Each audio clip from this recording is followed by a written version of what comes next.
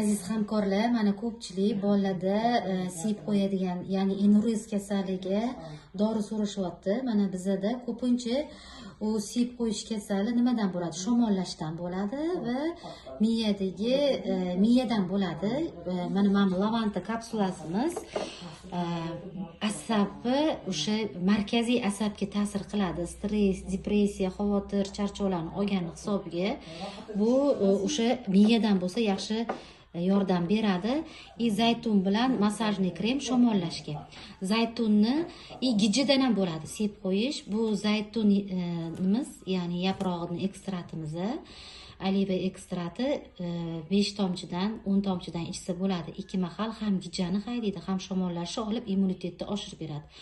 Masajli kremni qovoqlarni ustiga, pochkalarga sursa bo'ladi. Inshaalloh shunaqa kasallarga shuni tavsiya qilsanglar tuzalib ketadi.